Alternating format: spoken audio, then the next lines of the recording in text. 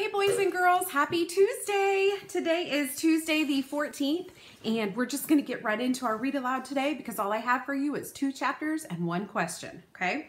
So we're starting with chapter 13 and here's our picture.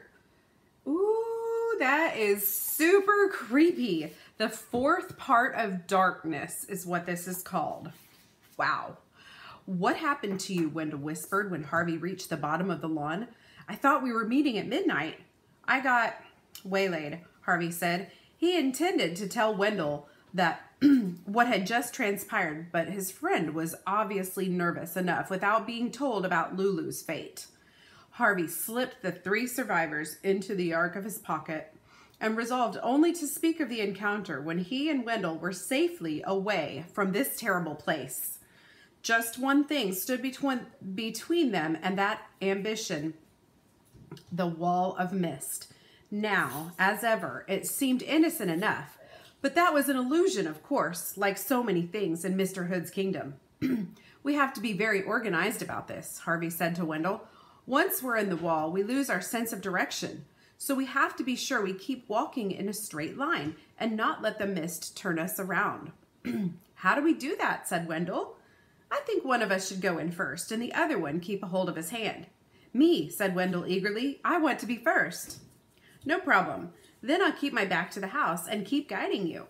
Who knows, maybe the wall's so thin you'll just be able to pull me through. We can hope, Wendell said. Are you ready? Harvey asked, extending his hand. Wendell took it. Whenever you are, he said. Then let's get out of here. Wendell nodded and stepped into the mist. Instantly, Harvey felt his grip tighten. Don't let go, Wendell said, his voice already remote, although he was just a pace away. Just keep walking, Harvey said as they reached arm's length. Any sign of... Before he could finish his question, a noise from the house behind him sealed his lips. He glanced back. The front door was open, and a light was burning in the hall, throwing into silhouette the figure rushing down the porch steps. It was Mrs. Griffin. The noise he'd heard was not from her lips, however. Nothing human could make such a din. He saw Mrs. Griffin glance up toward the roof as she hurried down the lawn, and following her gaze, saw the noisemaker rising against the stars. He knew its name, even though he couldn't see its face. Hood had 4 servants. He'd met only 3, Rictus, Jive, and Mar. Here was the 4th, Karna, the tooth stealer, Karna, the devourer, Karna, the beast Mrs. Griffin had hoped Harvey would never meet. Back to the house, child, Mrs. Griffin yelled as the din of vast wings filled the air. Quickly, quickly! Harvey pulled on Wendell's arm, yelling to him as he did so, but Wendell had a whiff of freedom in his nostrils and wasn't about to give up. What are you waiting for? Mrs. Griffin yelled. Get away from there or it'll take off your head. Harvey glanced up at the swooping beast and knew this was no lie. Karna's jaws were just wide enough to snap him in half with a single bite, but he couldn't leave Wendell in the mist.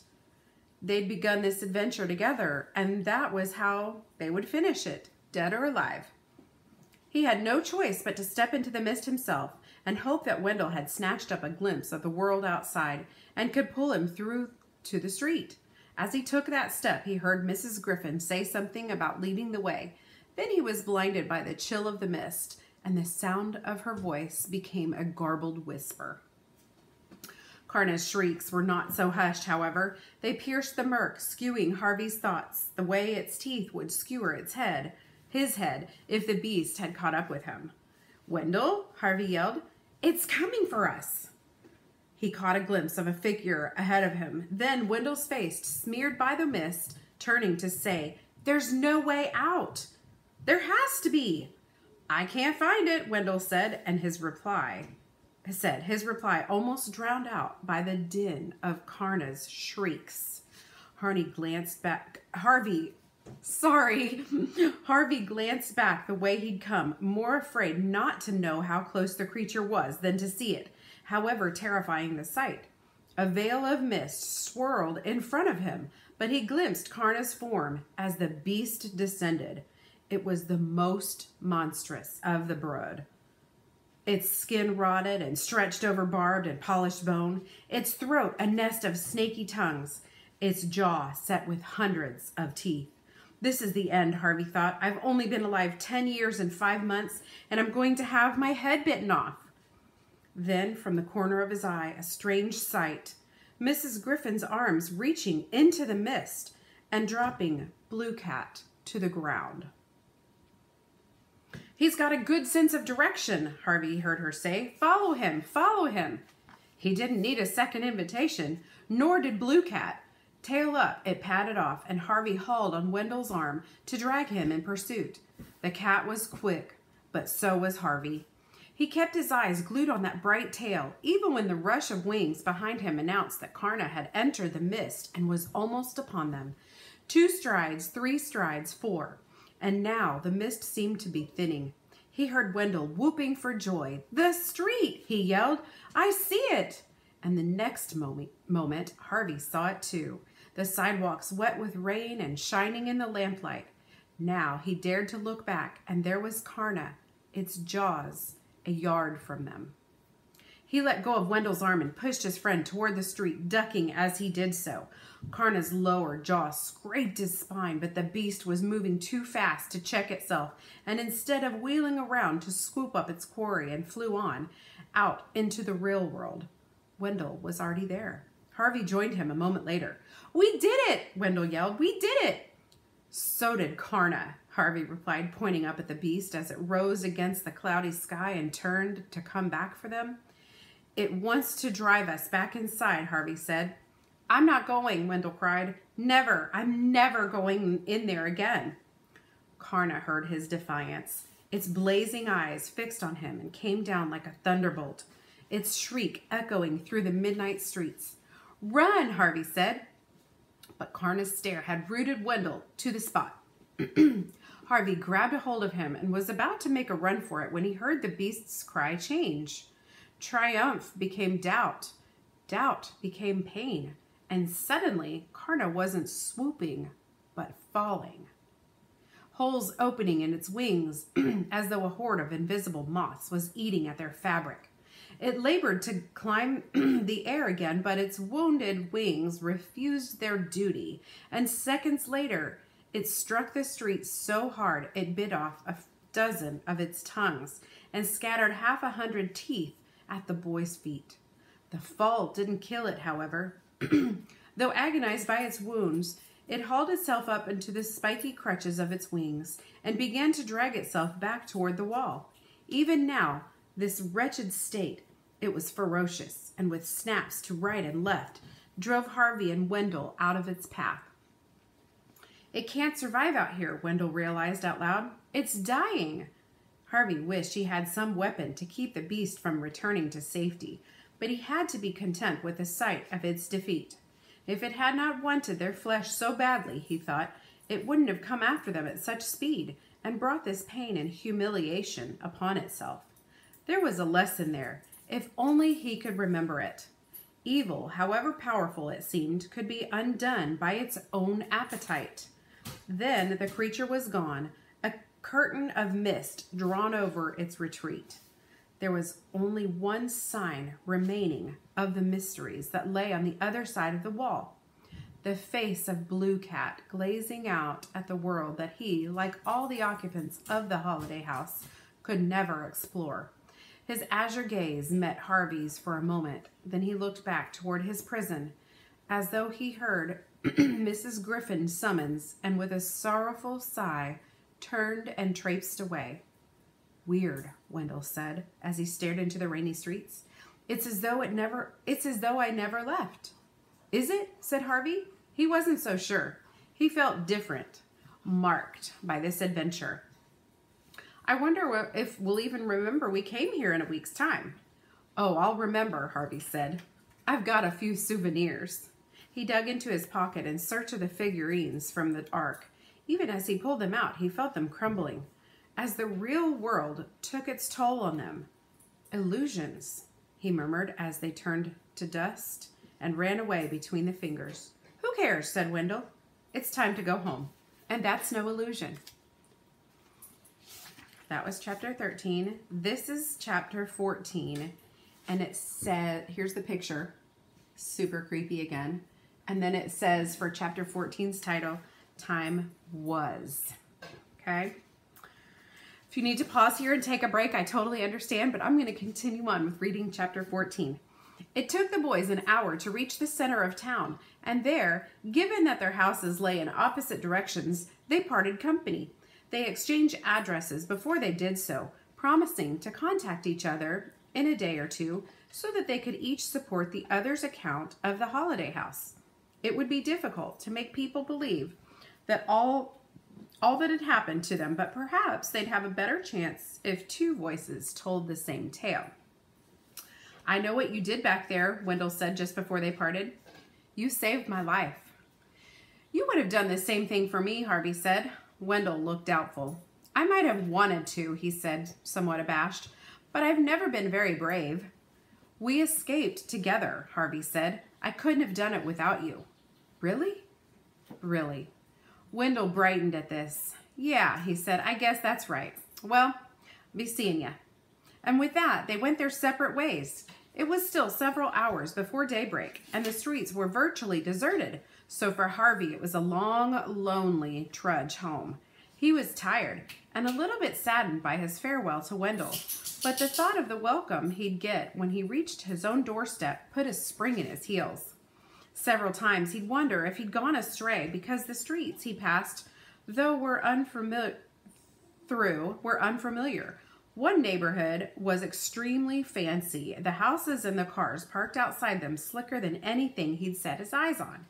Another was virtually a wasteland, the houses half rubble, the streets strewn with garbage, but his sense of direction served him well.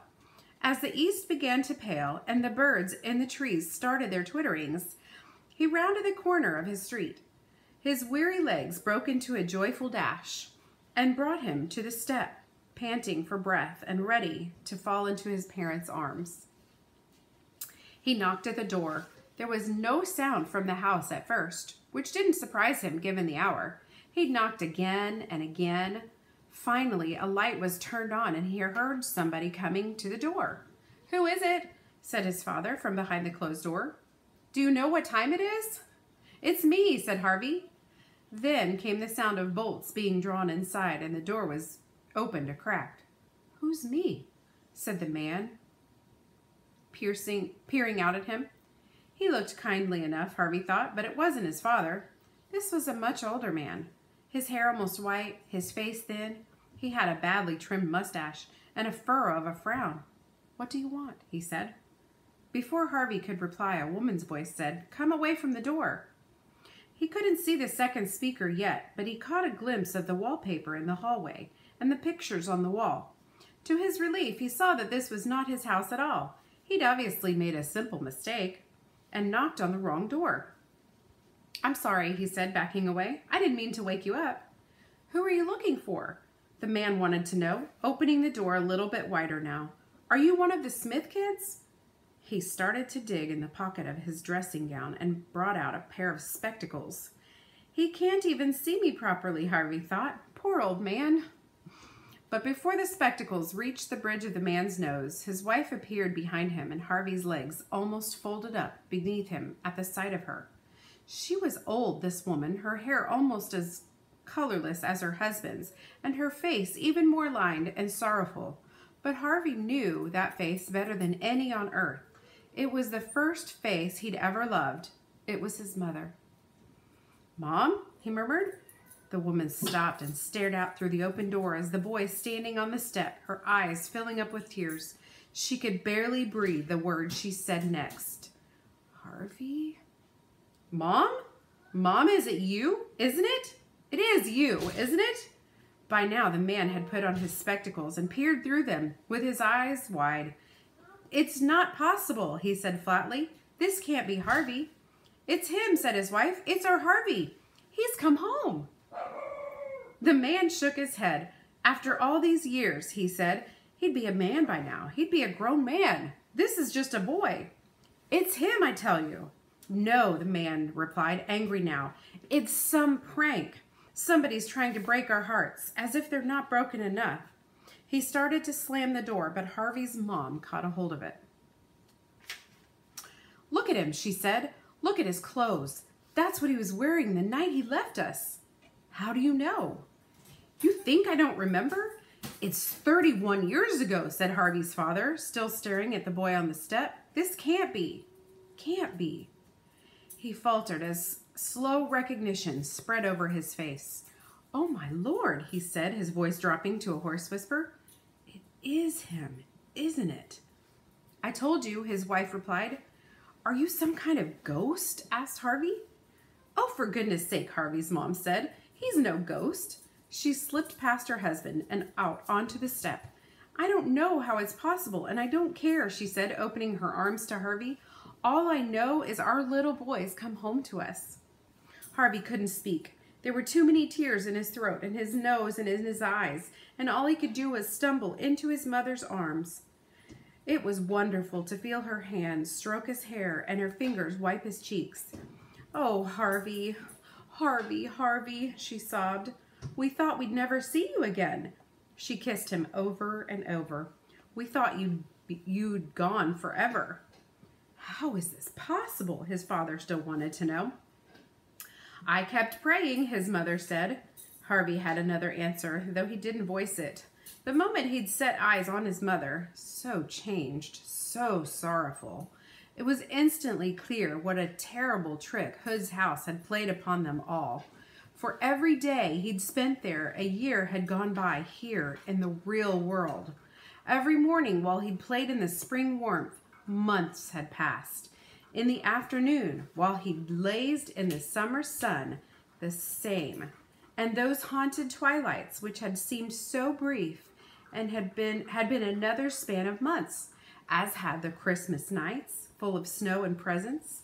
They'd all slipped by so easily, and though he had only aged a month, his mom and dad had lived in sadness for 31 years. Thinking that their little boy had gone forever. That had almost been the case. If he'd remained in the House of Illusions, distracted by its pretty pleasures, a whole lifetime would have gone here in the real world, and his soul would have become Hood's property. He would have joined the fish circling the lake, and circling and circling. He shuddered at the thought. "You're cold, sweetie," his mother said. "Let's get you inside." He sniffed hard and cleared his tears with the back of his hand. "I'm so tired," he said. "I'll make a bed for you straight away." "No, I want to tell you what happened before I go to sleep," Harvey replied. "It's a long story, 31 years long." Whew. I'm going to give you a little preview of our next read aloud. There's a quick picture, and there's our next title is New Nightmares. You guys, this book, I'm just so thankful that we're reading it. I know it's a little bit out there, but just stay with me. Okay, so our question of the day is going to be, I don't even think that you guys can see it here. I should have printed it bigger. Here you go, right there. Maybe take a little quick screenshot or take a pause. And that question reads like this. How do the dragons, conflicts, Harvey, and Wendell face reveal possible themes? Okay, so think about this. How do their dragons or their conflicts that they're facing reveal possible themes in this book? Okay, remember, theme is a big picture. A theme is not just specific to this book and just applicable to Harvey and Wendell. It's across different books and genres. So when you're stating a theme, okay, you're not going to say Harvey or Wendell. You're going to just talk about big picture theme, okay? You guys, I hope you're having a great day, staying busy, staying out of trouble, staying reading, and we will talk to you guys soon. Have a great day.